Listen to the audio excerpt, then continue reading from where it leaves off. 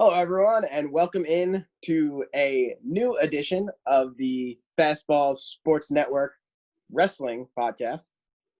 Today, we have a bunch of things to talk about, and surprisingly, Mark, none of them involve Backlash. Not a single thing involves the greatest wrestling match of all time that is yet to happen, or any of the matches on that card. So, yeah. Any thoughts?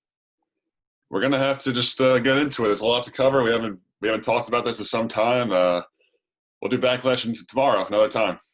Yeah, we're hoping to be joined by not only a third member but a fourth member for Backlash tomorrow if everything does bounce our way. But no guarantees with our friends. So yeah, let's hop right into it. And I know I talked to you earlier, and you said you didn't have a lot of good feelings about some of the topics that we were discussing, but here's one I think we both universally enjoy, and that's Apollo Crews winning the United States Championship. I think we gotta talk about this because I think this is such a positive thing for the company. But I'll let you go for it. You give me your thoughts first. No, like you said, it's a really good thing. I've been really behind Apollo this whole time, ever since he got called up. He's been really up and down. I feel like they start and stop his push. Like, never really give him a real chance. I think against him, they always said there's like his charisma and he couldn't really talk that great. I always think he's fine whenever he's on the mic. I never saw a problem like that. But no, it seems like they're finally giving him that push, giving him that chance. It's a big deal. He's a U.S. champion, and hopefully he has a decent run with it.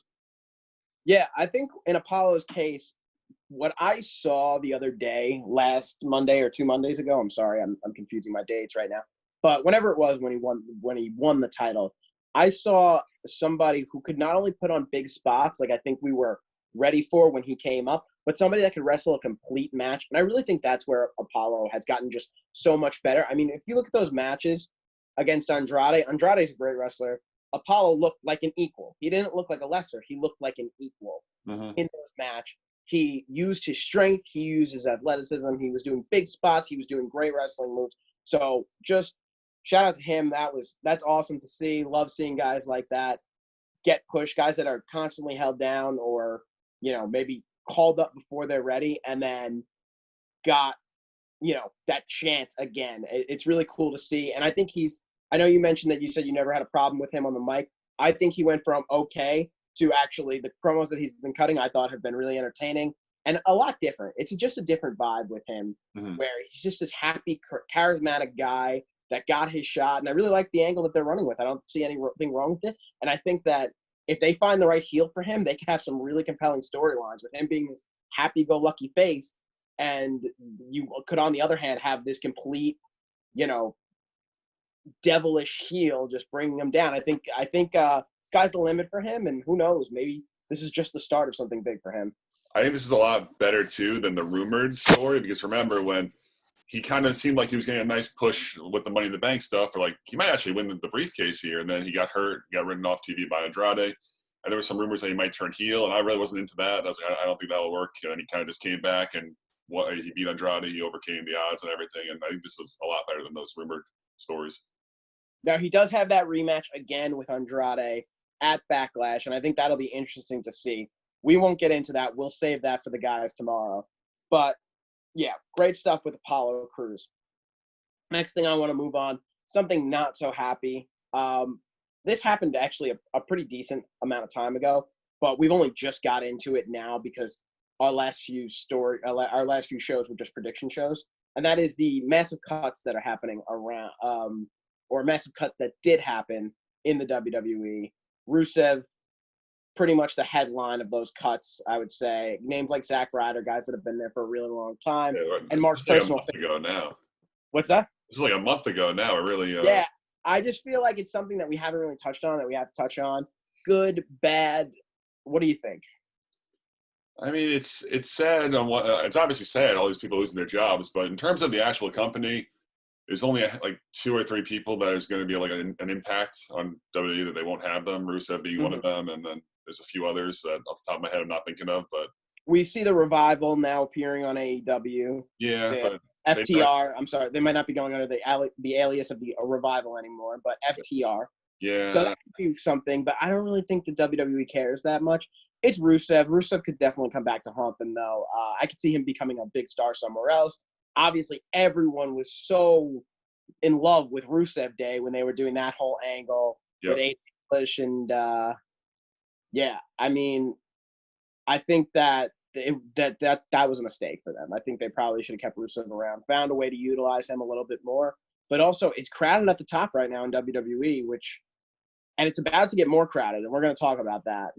The thing with Rusev, though, is like it's kind of the top. He didn't even need the world title. Like he kind of built his own thing up with the Rusev Day. In English was a good part too. He helped him, he elevated him, and then Vince and them just didn't want to go with it. Everyone loved it. Everyone lost their minds, and yeah, he's gone. Very strange. That was one of the stranger things. Usually, I'm not saying all the time, but usually when something is big enough like that, even if Vince doesn't want to run with it, he usually is just like, all right, like I got to give in. Like I feel like Becky Lynch is a really good example of somebody Vince maybe wanted to be challenging for titles, but maybe not be as big as she was.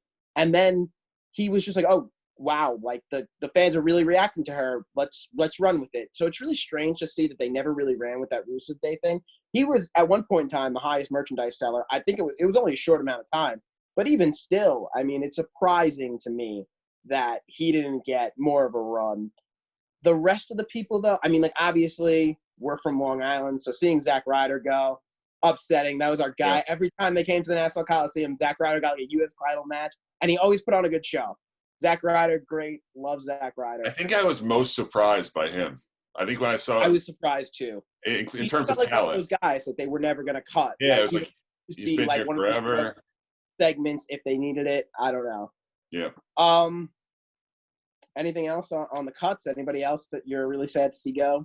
No, I mean, there's already been like rumors that they're trying to bring them, like a lot of the people they cut back on like less. I mean, Kurt Angle got cut, and now he's back on WWE television. So clearly something. Contract, yeah. Yeah. So we'll see. Hopefully, all those people that got cut get jobs. You know, you never want to see anybody out of a job, obviously. But I think you're right in terms of the impact that it's going to have on WWE television, which is not really a lot. The next thing I want to talk about is where do we want to go next? I say let's go with the Charlotte show, or what I call the Charlotte show, which is basically the WWE now. Charlotte has been on every single show in the past month, and I know that I talked to you, and you're not the biggest fan of this, so let's just talk about Charlotte really quickly. All right, so you want me to start? I want to start off by saying this is worse than anything they ever did with Roman. Or John. Yeah. Obviously. Actually, John did kill. It's funny because we're now in like a certain amount of years since the what's it called? The Nexus. The Nexus. Yeah. Excuse me. Yes, the Nexus. And they keep airing those things, and every time I just see the comments, John killed this. John single-handedly brought down 12 superstars. Funny stuff like that. But if you actually look at that faction, they did a great job building up some of those guys. Even Wade Barrett didn't stick around too long. Ryback had his day in the sun. Daniel Bryan was one of the original members of the Nexus. Heath Slater, who was recently in those cuts. Guys that had budding in WWE careers after the Nexus. Yeah. I think I just mean in terms of like the overexposure and I feel like with John, where they get a lot of shit for John, where it's like there wasn't really another guy that they could have been going with. But there were obviously other guys during that era, but a lot of guys were leaving and like a lot of guys were getting hurt and stuff, and John was like the consistent. So I think that kind of gets overblown with the golden shovel and him just killing everyone. Like he was kind of one of the only main guys. He wasn't getting hurt. He wasn't doing Hollywood yet. He was just there. And this Charlotte stuff is absolutely crazy. I saw a stat the other day that she averages a main championship, either SmackDown, NXT, or Raw championship once every 4 months. That's absurd. That's like the craziest thing I've ever heard. I don't know. I don't even dislike Charlotte. I really don't. Like I think she's obviously great in the ring. Like she's a good promo. She's one of the only good promos that are girls, if we're being honest. But it's enough's enough. You're putting on every show and she's winning every match and beating every single person. And she had this 2-month reign with the NXT title, and she lost it to Io Shirai, and she didn't even get pinned. I don't even know. It doesn't make sense to me. Yeah, I mean, like, I agree with what you're saying. So one thing I do want to bring up is WWE, and maybe it's the whole women's revolution thing, but WWE has done a phenomenal job in the past 4 or 5 years of building up these women's stars and actually keeping them relevant. Because WWE has always had good women's wrestlers, like even in the worst when they were in their most degraded states, you know what I mean? Like when they were being thrown out and used as the bathroom break or anything. WWE always had phenomenal women performers. Some of them didn't get their chance to shine this much. But now with Charlotte, with Becky. We'll get to Becky later. With Bayley, Sasha Banks. Now we have Nia Jax, who's been a big deal for a long time. We've got girls like Shayna Baszler and Rhea Ripley. I mean, the roster seems to be more competition, more filled than ever before. I mean, I don't think that's an overstatement. I think that we are right now in the peak, and hopefully it keeps peaking, of women's wrestling since its inception. You know what I mean? Since sure. women have laced up their tights, this is the best it's ever been, at least in the WWE. It's never been this prominent. And I think Charlotte's had a lot to do with that. As much like she's like, a lot of people want to give credit to AJ and Paige, and they absolutely deserve credit. A lot of people want to give credit to the Bellas. A lot of people want to give credit. Well, not a lot of people want to give credit to the Bellas, but they absolutely deserve it because they. They helped. WWE Hall of Famers, the whole nine. A lot of people want to give credit to Trish and Lita, and they absolutely paved the way. But I think Charlotte Flair, Becky Lynch, Sasha Banks, and Bayley have been the most important part of the whole revolution. The revolution started the day they got on Raw. They got on Raw, with the exception of Bayley, but we'll give her the pass. She was holding down the NXT women's division while the other three came up. I'd say the four of them and Asuka for sure. Yeah, Asuka too. I think that they really started this off, and they have. I mean, Charlotte's put on some phenomenal matches. I remember the tag team match at TLC between the Kabuki Warriors and Charlotte and Becky, and they absolutely tore down the house. They gave them the main event, and they absolutely deserved it. No women in history, and sometimes it's because they haven't been given the opportunity, have put on the matches that Charlotte Flair has put on. I mean, that's just the truth. She's great. She's awesome. So, yes, I do agree with you. I feel like she's being overexposed. But I'll tell you what, when she went on Friday Night SmackDown and she was in the ring with Bayley and Sasha, I cared about what Bayley and Sasha were doing for, like, the first time in a really long time. Because I just felt like, But here's the thing. Here's the thing with this. Bayley's been a great champion, but I've just felt like every single time, unless Sasha Banks was the threat, there hasn't been another threat. You know what I mean? Like, she hasn't been threatened to lose that belt at all. So I'm still waiting but Charlotte came over and it was like a new thing. I wasn't worried about Bayley's title. I was worried about what's gonna happen. We know that the three of them have the history with Becky 2 belts, which is now Becky the mom. So I guess that's a great segment into Becky Lynch. We're gonna miss Becky Lynch. I know you and I are huge Becky Lynch fans. Love Becky. I thought Becky was a superstar the day she came in, the day she came up. I remember we saw Charlotte and Sasha and Becky, and Mark leaned over to me and he's like, she's the third one for sure. And for a really long time, you were right. It took Becky a long time to ripen. She became the first SmackDown Women's Champion. It was how they portrayed it too. It wasn't just like the way that she looked or the way that she was. It was just, you could tell that Charlotte was the main focus going in immediately, and then like Sasha Banks had all this credibility from NXT where she feuded with Bayley, but it didn't come up yet. So it was really Charlotte and Sasha, but Charlotte was a Flair, obviously, so she had that tie already. I don't know, it's just the vibe I always got. Mm-hmm. And then, but over the time, I think you've turned on Becky as she's clearly become. I mean, like, I would argue that in the 2 years that she became the man, she was the biggest thing, and that was with Ronda Rousey on the roster. Forget Charlotte Flair, that was with Ronda Rousey, who was one of the biggest superstars in the entire world. The man was still the thing. Like, the man was cool for men, the man was cool for women. Like, it was cool for everybody. So this is a blow for me, but like I said, like, they have so many people now that are ready, that are in the NXT pipeline. Girls like Liv Morgan and Lacey Evans, who haven't really gotten their shot yet, but I think are getting there. So I'm sad to see Becky go, but I don't think that they're going to hurt too bad as of right now anyway. No, I think it's really just the star power. Like, they definitely have not a lot of girls that are competent and capable to. No one's going to take her place or step into her place, but just in terms of credibility, like Sonya Deville is being built up now, and Mandy's kind of something, and like you said, Lacey Evans is great, and Liv Morgan might be getting a push. So there's a lot of girls that have a chance to step up. You know what? I don't want to see them try and replace the man either. I want to see somebody step up and be something different. We have Charlotte Flair, we have Sasha Banks, we have Bayley. we have Becky Lynch. I want to see somebody be the next, like the newest them, not the next Becky Lynch. You The know what I fans mean? would reject it too if they tried to like Carmen Yeah. Becky. They would not have it. Mm-hmm. I think that tough guy act, that only certain people can use that, right? Like we've seen people try and use that. Like we've seen them try and give that to Roman Reigns, and they couldn't do it. Like they couldn't do it. But that's not on Roman. That's not on Roman. That's on the fans. It's not on Roman. But we've seen him like try and use that whole gimmick, and it just not work. Like Kevin Owens can use that gimmick. Stone Cold Steve Austin can use that gimmick. But we're talking about some of the greatest to ever lace up a pair of boots. I want to talk about Kevin Owens. Go ahead. Let's do it. That's what this show is for. So I remember it was probably like 3 weeks ago now, maybe a month, where after Mania, he beat Seth Rollins. You probably won't remember that because Seth went on to have the title match with Drew, which didn't really make sense. But I remember just like, all right, cool. Like, and he came back, and I remember we were texting. I was like, oh, this is big. Like, Kevin Owens is back. Like, the show needs a jolt. This is huge. And he's done like the KO show once or twice, and he's kind of involved with the U.S. picture now a little bit with Apollo and Andrade, but like he is such a big deal, and he's like so important, and he is just doing nothing that interests me, and it makes me upset. Yeah, I mean, okay, so here's my thing with Kevin Owens. I understand that not everybody can be in a prominent storyline every single time out, and he's just kind of getting eased back into it after WrestleMania. I hope that they run. Listen, Kevin Owens, in my opinion, is the next WWE champion. If you look at this roster up and down, you look back, and you look forward. You've seen that Seth Rollins has gotten the run with this belt. You've seen that Drew McIntyre has gotten this run with this belt.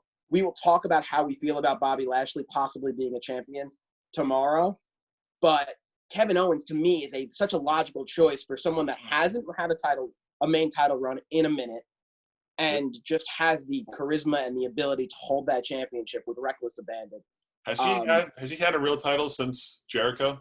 Not since Goldberg took it off of him in 2 minutes. No.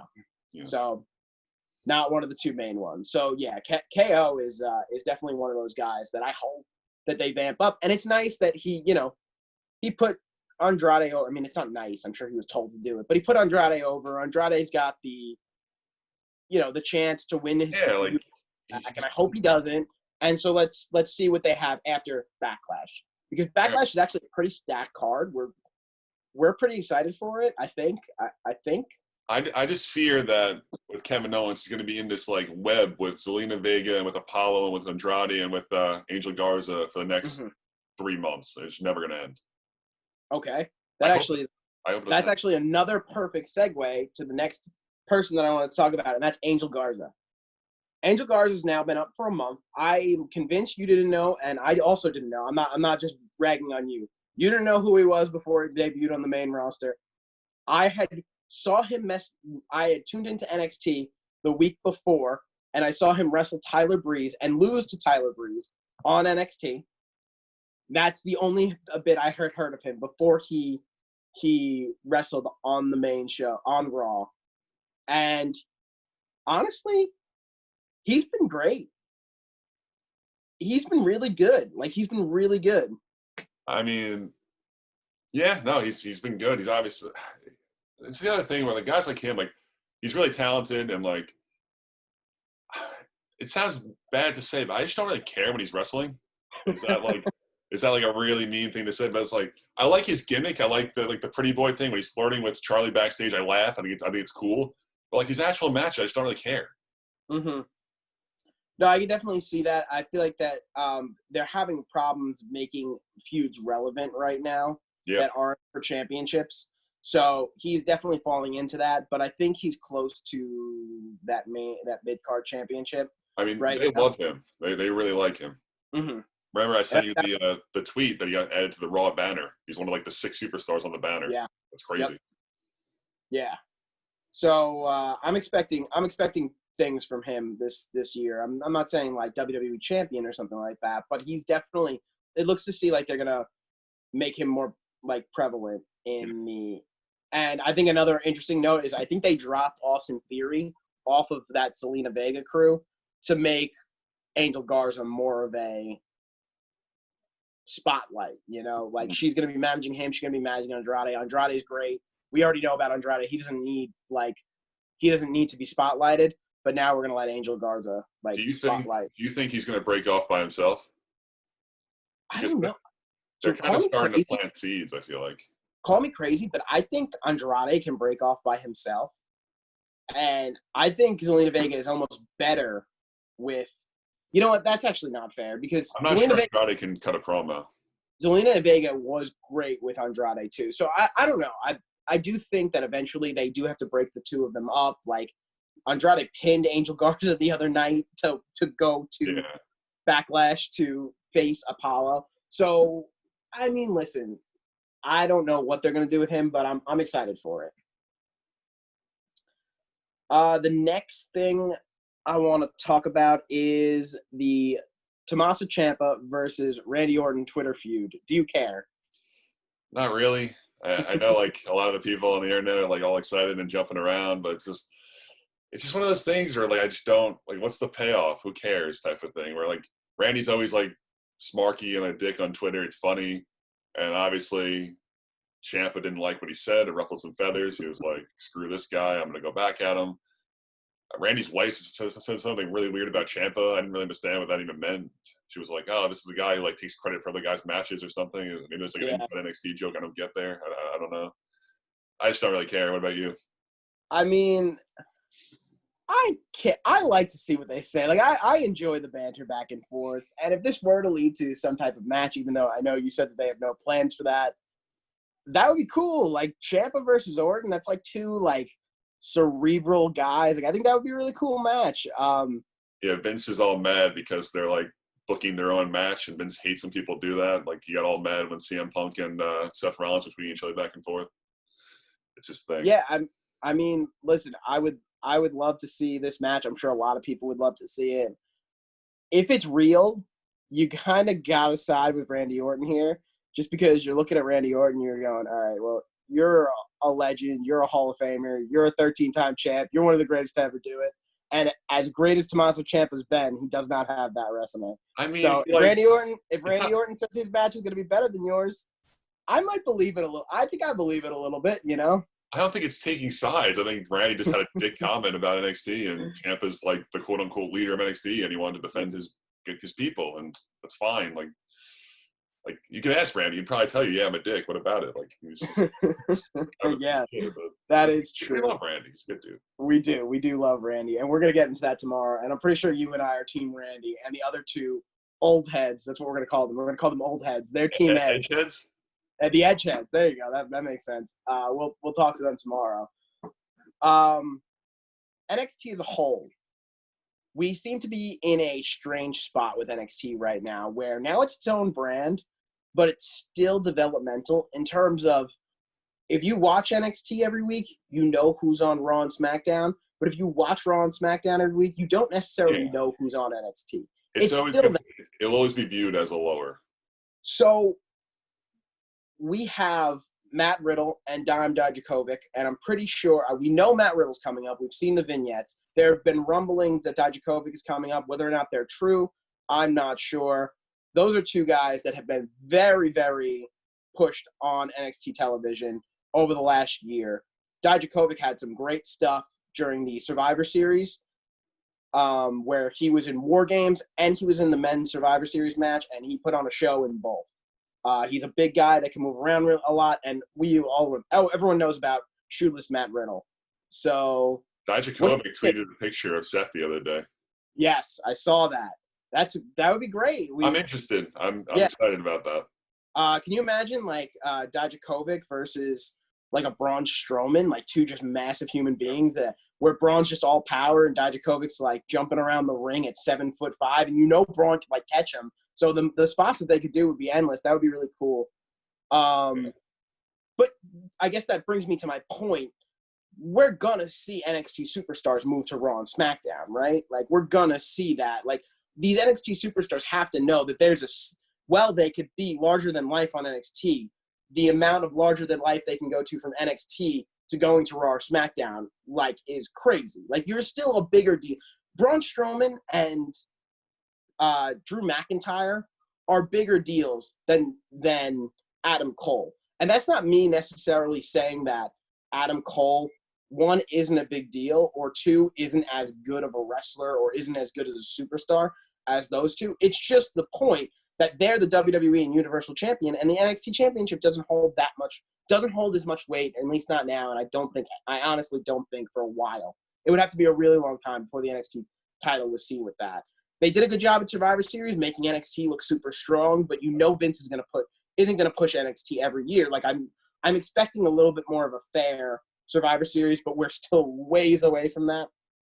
What do you think about NXT superstars getting the call up? I guess I don't know if it's fair to call No, it. yeah, I'm with you. There's been a ton of rumors lately with guys like Adam Cole. Adam Cole's contract might be up soon. Like no one really knows the exacts, and his wife's in AEW, so there's some concern there. That would be a huge blow if they lost him. I just can't see it. I don't Dude, think so. the way they pushed him in Survivor Series that month, we were at Raw. I mean, he came out and he challenged Seth freaking Rollins to a match and he beat him. I mean, it was distractions and everything, but he beat Daniel Bryan. Daniel Bryan on SmackDown, yeah. I mean, this guy went all around the world. He didn't go face to face with Roman Reigns because obviously not. You know, the big dog was still in Saudi Arabia, so he couldn't get home for that match. But I would have loved to see it. He's so good. I like him a lot. Adam Cole, really great superstar, but there are others that we can talk about. Oh yeah, I mean, Velveteen Dream has already said that he's not leaving because of the way he's injured, and honestly, that's fine if they have a guy like that. I'm ready to see Finn Balor change brands again, but I understand why we're getting him back. There's a guy like Velveteen Dream. I'm pretty sure that's what you just said. I'm talking over you because I'm rude and loud. Yeah, I think Velveteen Dream there's some rumors there, but he might have some legal problems going on, so I might not want to pull the trigger on that yet. I actually think that they were going to push him for those belts before all that happened. Before all that happened, yeah. I mean, no one knows that he actually did it, but obviously when stuff like this happens, you have to really thoroughly investigate it before you put a world title on a guy. Yeah, absolutely, 100%. They should keep him away from everything until that is completely settled and they know that there was no wrongdoing on his part. And if there was, well, they definitely shouldn't reward him for it. That's for sure. And tonight on NXT, Karrion Kross looked like he started his feud with Adam Cole. That would be something because he killed Tommaso Ciampa. He squashed Ciampa, and you just got to assume he's taking that belt off Cole, and Cole might be coming up. Yeah, I mean, I would love to see the Revival just run roughshod over the Revival. What am I saying? I didn't know where you were going. I would love to see the Undisputed Era. The AEW Tag Team Division. Yeah, run roughshod over SmackDown or Raw. And I think SmackDown's honestly the good place for the Undisputed Era, just because, Raw already has the heel stable with Seth Rollins, Monday Night Messiah crew over there. Yeah. But yeah, I think they could go after Braun Strowman. I think they could go after guys like Daniel Bryan and AJ Styles. And I think when Roman Reigns gets back, obviously he could squash them all. I'm so excited for Daniel Bryan, AJ Styles. It's like the first time I'm excited for a match in a long time. Like a straight... Now we're not clear on whether or not that match is happening tomorrow or it's happening tomorrow, but like I feel like there's going to be like a screwy finish, and they'll be like, all right, we got to do it on Sunday. Okay, so here's my theory with it. So I think that we're going to see Sami Zayn tomorrow because I had read a rumor that he's coming to interfere with the match. He's coming back, so maybe we get a triple threat match. And honestly, I'd like to see the two of them one-on-one, but I don't mind adding Sami Zayn to the mix. Sammy's great, but I don't want him involved with this at all. I would understand why you want to see just the two of them mano a mano. I'd rather him just kill the winner, like run out after the match and just destroy the winner. Which I think is very possible too. But I don't know what's going to happen with that match, man. Like I can make arguments for AJ Styles. I can make arguments for Daniel Bryan. I am leaning AJ. But if Sami Zayn's coming back, DB seems like the better partner for that feud. You know what I mean? Yeah. And AJ Styles could go right after Braun Strowman and actually be somebody that we really think could take the title. Yeah, for sure. Off of Braun Strowman.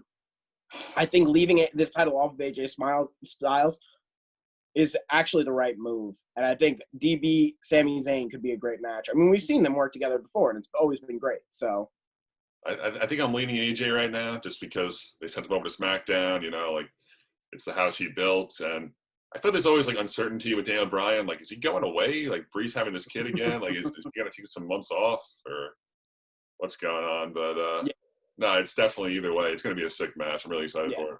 Good match, and I think either person they decide to put that championship on will make it great. Will hopefully, hey, listen, that's the Intercontinental Championship, and while it hasn't been relevant, they still only put it on guys that they really, really like. I took a look at past IC champions, and honestly, none of them were a joke, you know?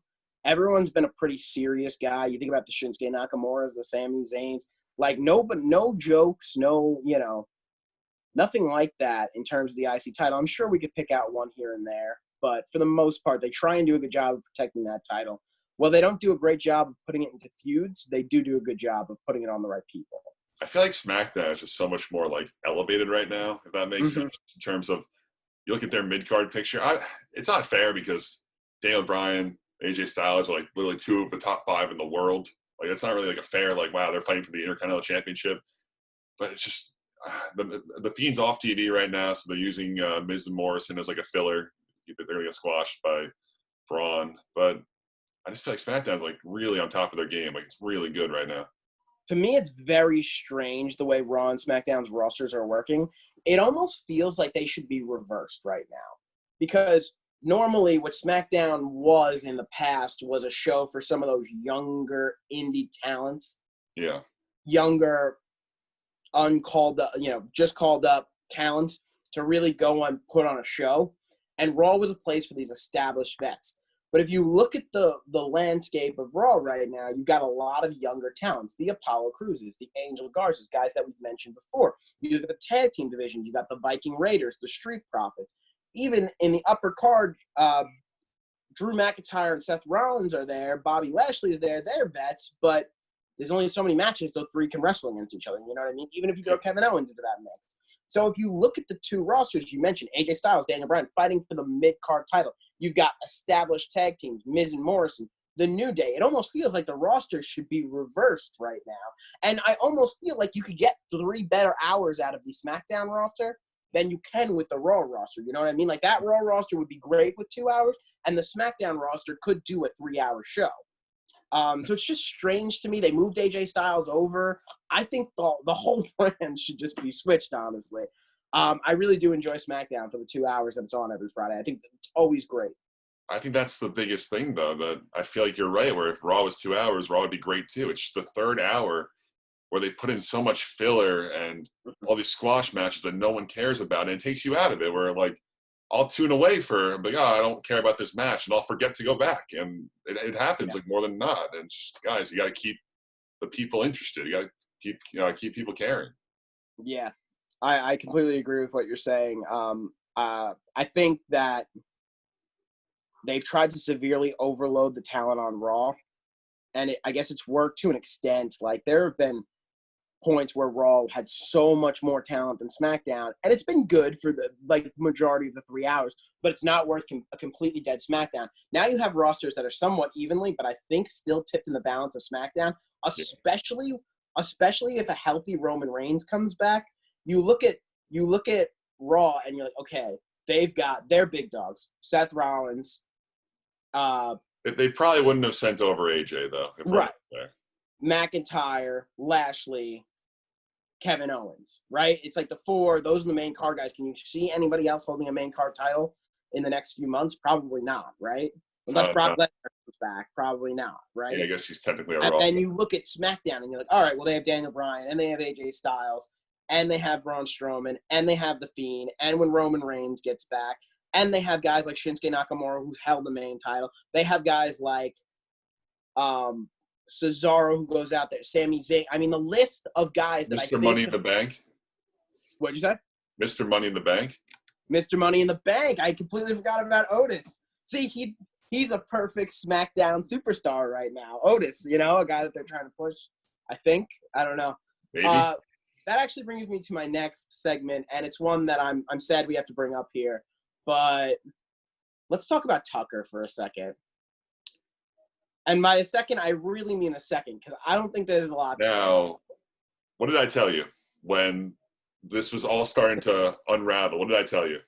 Mark sent me a very funny text, and he said, the second we hear Heavy Machinery's music, but only see the Otis graphic on the big screen, the one that pops up, that Tucker's days are numbered. And sure enough, we heard earlier on SmackDown, the day after he won Money in the Bank, we heard that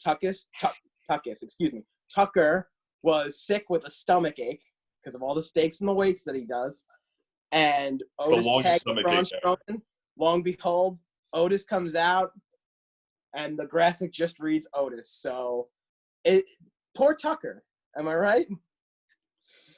Yeah, no, he obviously got the absolute worst of all of this. I don't know. We haven't seen him since Money in the Bank. He has not been seen. It's really sad because he was involved with the Mandy stuff. You know, he was involved with the feud. He'd be like talking to Mandy backstage and saying like, "Don't hurt my brother. Don't hurt Otis." And like, he's gone. And I remember there was some rumors that like they were gonna cash in on a tag team and be the first ever like cash in tag team shit. That's not happening. There's no scenario where that happens. Like, he's gone. It's all about Mandy Rose. That's the whole story. Yeah, like we were talking about, it popped up. The Titantron said Otis and not heavy machinery, and then Tucker was gone. It's very funny that you sent me the text, and then it happened that week on SmackDown. The writing was on the wall, man. The writing was on the wall. So if this is Tucker's memoriam, I'd like to say, Tuck, you had a great career. I enjoyed you. I thought you were a great friend to Otis, and there's no reason they should have done you this way. I hope we see you again on WWE TV, Tuck. I really do. I hope you get another chance. He'll shave his head, and he'll be some other name, and he'll get like a little run. And he'll shave his head and join the Forgotten Sons. Look at your segues. Good right? segues over here. So let's talk about the Forgotten Sons, Mark. What do you think about the tweet that the Forgotten Sons came out, or the one member of the Forgotten Sons? I don't know their names. Am I a fraud? I'm a fraud. I don't know their names. I'm One's pretty sure like Jackson Riker. Riker, yes. I believe that was the name of the person. We read the tweets. I remember we were just talking, and I read the tweets out loud, and then I read the responses to the tweets, which were hysterical. Shout out to Kevin Owens. What is your take on this whole situation? Yeah, like half the locker room went after him. It was kind of crazy. Mustafa Ali, Kevin Owens, Sami Zayn. His own Forgotten Son partner. Yeah, one of his guys was like, "He's my tag partner, but we don't have the same views." Like, just totally saying like, I don't agree with anything he's saying. I mean, no one cared about them when they showed up, and no one's going to care about them when they never show up again. Right, I guess that's fair. Yeah, to me, it's like, you can believe what you want to believe. You shouldn't, but you have that right. You know what I mean? Like, you have the right to believe whatever you want to believe, and you're not going to be able to change the way people think, unfortunately. But in the time of all the things that were happening, maybe it's just not a good, maybe just keep your mouth shut just for the time being. You know what I mean? Like, he talked about how much he loved Donald Trump. And honestly, like, it just wasn't a great time. Like, just save that tweet. Like, honestly, if that tweet came out next week, things are starting to at least de-escalate. Not really, but at least we're starting to see a de-escalation in the things that are happening in the public. And this is a wrestling podcast. We're not giving our take on what's happened. Don't do politics here.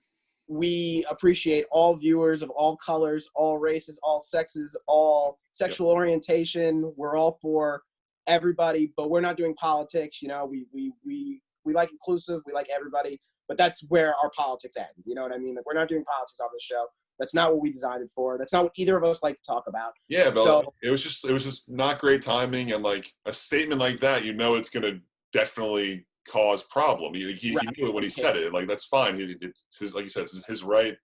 It's his opinion. But when you're a political, not political figure, when you're a public figure, and you know people are gonna, like, thousands of people are going to see this, then you should be more careful with what you say. One thing I will say is one of them made a good point. I'm pretty sure it was Kevin Owens. He tweeted his gimmick in that tweet. Yeah. Like, he used the hashtag for his gimmick. It was a really poor time to push your gimmick. Yep. Again, no politics, not saying that I agree or disagree with what he's saying. Yep. Just this is a serious thing that's happening in the world, no matter what side of the fence you fall on. This is a bad time to add your wrestling gimmick to a thing that's kind of serious and a really touchy subject for everyone. It's touchy for everyone because everyone's got an opinion on it. Yep.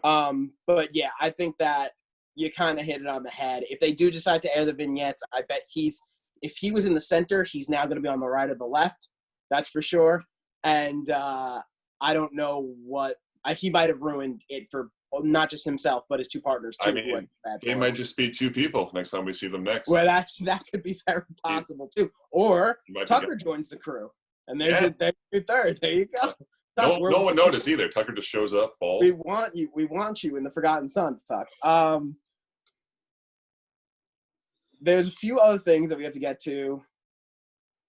We'll stick with the whole, things that maybe are iffy.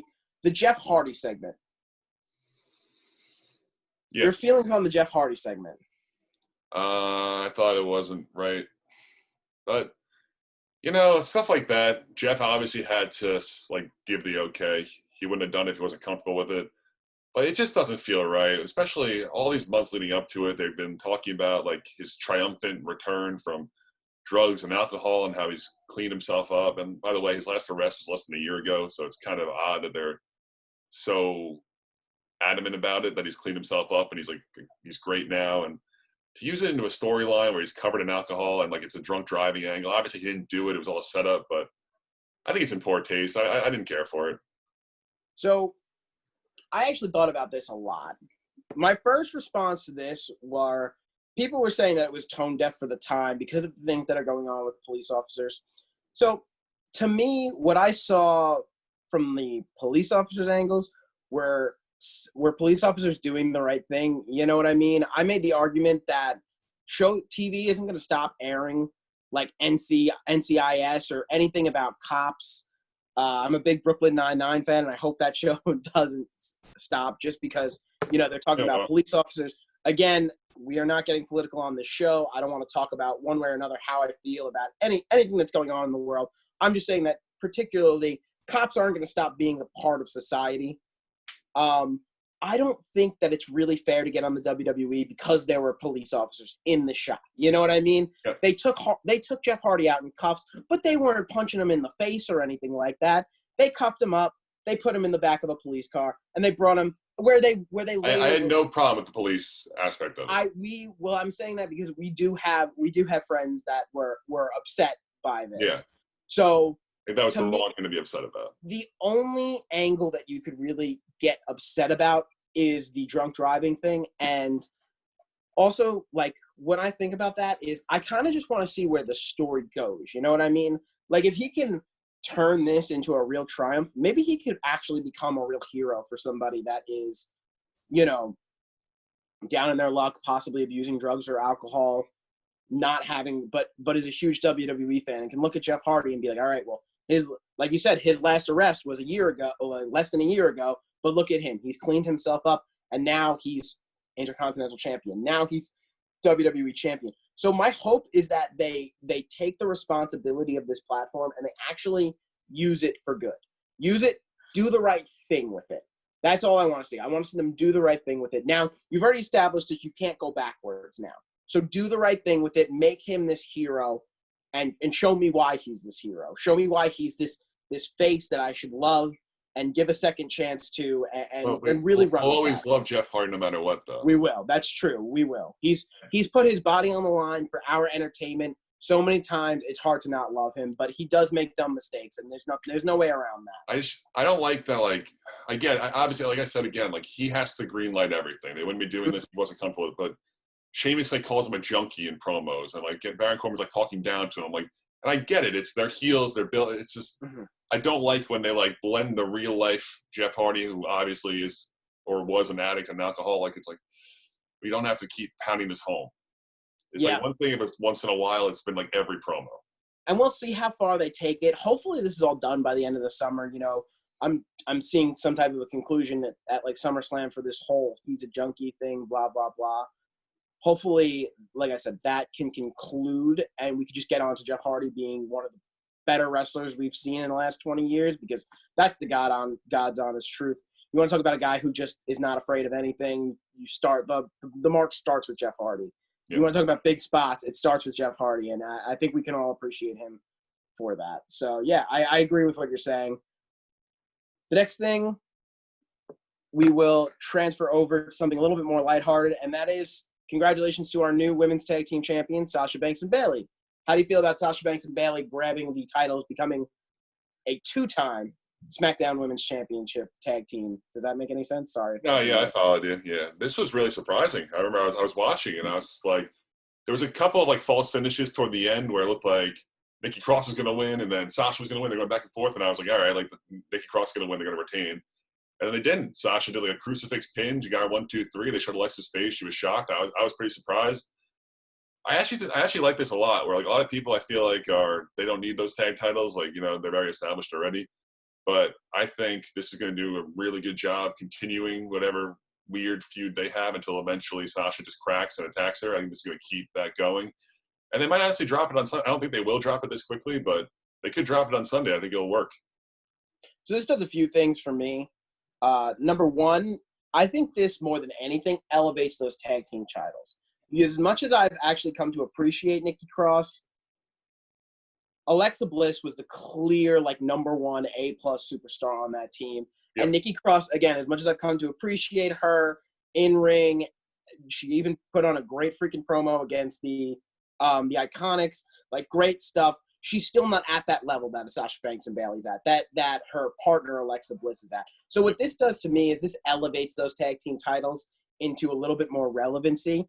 And another thing it does is this allows both Sasha Banks and Bayley, who are A+ or A women's division people, to be on both shows, Raw and SmackDown. And I think the interactions that they can have with Nia Jax, with the Charlotte Flair, is worth it. Now we've taken Charlotte out of the equation from being able to appear on multiple shows, so we'll bring them to Charlotte type of thing. And I think that's going to work out really well. Do you think it's going to be a long-term thing, though? I don't know how long. I think they make it past this Sunday. I really do. I think that the next logical champions are probably the Iconics. The Iconics, yeah. They had that long layover, and then they finally came back, and I know I was excited when I saw them. I really appreciate when they're out there making fun of the other tag teams. I think that's really funny, and they've been a little bit more serious. I haven't gotten to see those jokes yet, but hopefully they go back to that lighthearted hazing of their opponents before they get into the ring. Maybe we can get a Alexa versus Bayley feud. I would love to see Alexa versus Bayley. I think it's been too long. I mean, poor Alexa's been hurt for a really long time, but she's destined for another women's championship run. She is just that good. Sure. And also, if you want to talk about women's promos, Alexa Bliss cuts the best out of everyone. She's the best. When she's a heel, even when she's a face, but when she's a heel, phenomenal work on the microphone for her. So, and her and Sasha Banks apparently really hate each other in real life. So every time they get in the ring, there's a little bit more, there's a little bit harder hits and stuff like that. Love seeing that. I think that this is good for just the women's division in general, having those two as the tag team champs. Agreed. So we've only got a few things left to talk about. There's actually 2 things left on my agenda. They both are from the Blue brand. Number one, what is next for The Fiend? Does he stick with Braun Strowman when he does eventually come back? Do we think we see him on Sunday? What do you think? What do we got from The Fiend? I think he shows up on Sunday after Braun wins. I think Braun's going to be holding up the belt, and then he'll show up and either beat him up or do something sketchy and scary, and that's when The Fiend gets involved. I was surprised, though. They've kept him off TV this entire time, Bray Wyatt, but it's good storytelling. I feel like they're going to write it in well, how maybe Bray needed to go away and now The Fiend's ready type of thing. So this is going to be – I anticipate that if he does – stick in a feud with Braun Strowman, and I'm pretty sure he will, that we see The Fiend. We don't see definitely Bray Wyatt the next time they wrestle. Yep. And then we're going to let the cards fall where they may. Does The Fiend take a loss to somebody that's on Goldberg? Or does he continue his warpath against not part-timers, I think it's going to be really – The Miz brought him up in one of the promos. He was like, you think you're done with Bray Wyatt? You think you're done with The Fiend? He ruined my life. He came after my family. It's still very much a thing. Mm-hmm. Yeah, no, 100%. I think that they're doing a really good job with The Fiend, even though they dropped the ball 100% with Goldberg. That was so bad. So bad, so bad. I don't mind the part-timers as much as other people do, but not at the expense of guys that they've worked. They worked so long to get that Fiend over. They even screwed it up with Seth Rollins, and they didn't screw it up because he didn't take a clean loss. He just got up from the chair, whatever, blah, blah, blah. The Goldberg thing was so bad, and so it's good to see that he's been able to recover the way he has. And Braun Strowman's, I give all the credit in the world to Drew McIntyre on Raw, and you got to do the same thing with Braun Strowman because he's been able to carry that, hold the crown, carry the title for however many months they're going to give it to him. And that's a perfect segue into my last thing. The last segue. The guy who will eventually take the title from The Fiend or Braun Strowman when he comes back. I think maybe Roman Reigns.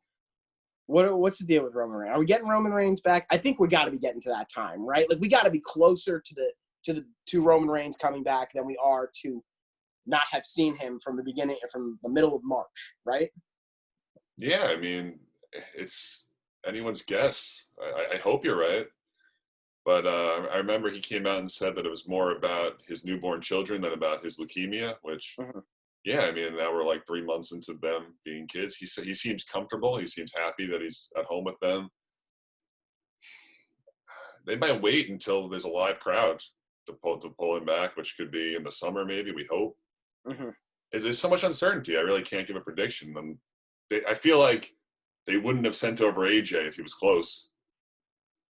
I guess that's a good point. I think I just enjoy Roman Reigns on the show. I think he just adds a certain amount of seriousness and he's just a big name at this point. Whether you love him or you hate him, he's in that. Yeah.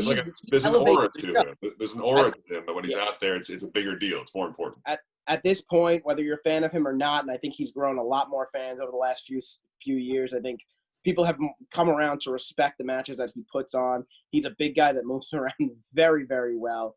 Yep. I just think that the WWE is in a better state when Roman Reigns is around. Another thing that I wouldn't mind since they did put AJ Styles on SmackDown, maybe returning Roman to Raw wouldn't be the worst thing ever. And I would love, love, love, love, love to see the Monday Night Messiah capture that title and then hear the big dog's music and he just takes out, he's taking down the whole crew. It doesn't matter who it is. He's coming in 6 Superman punches. Yeah, that'd be fun. I think that would be a lot of fun. And just another callback to the Shield. And I know sometimes people hate that, but whenever Roman Reigns and Seth freaking Rollins get in the ring, it's a match to see. And I don't think that a future one would be any different. Yeah. Any other thoughts on that? No, I'm good. All right. Well, if that's it, then I think that pretty much sums up everything that's not Backlash. Like I said, we'll be back on tomorrow night for a Backlash prediction, probably somewhere midway through SmackDown. I don't honestly know why we wait till Friday because we don't even watch the second half of SmackDown. We watch the first half and we're like, all right, we're good. We just kind of like to make sure that nothing different is happening, but it usually doesn't. So we'll be on tomorrow for a Backlash prediction show. We're going to be talking about the greatest wrestling match of all time. And I know that our friends definitely have something to say about it. And yeah, that's basically it. If you enjoyed, maybe give us a like, subscribe, tell your friends about us, the Fastball Sports Network.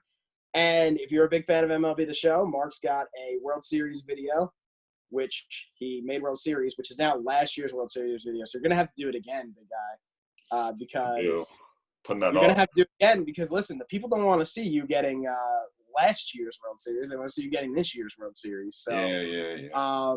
Keep going. Be sure to check that out. I will be fixing the Knicks on NBA 2K, and hopefully it looks like we definitely have an NBA season coming. Manfred told me and everybody that was watching you personally, he called you today. He called me personally, and he told me 100% chance that the MLB is coming back. So we will have our MLB pods up and running soon. And maybe if Mark thinks that he can stand in and speak about the NHL for a little while, maybe we'll even do one of those too, just because we're so excited about sports. We'll have to get a few more people on besides me and Mark, though, to talk about the NHL. But, yeah, that's just some of the stuff that we have coming for you guys. Like I said, again, like, subscribe, do all the fun stuff, tell your friends. And that's going to do it for us. Thanks for tuning in, guys. Thank you.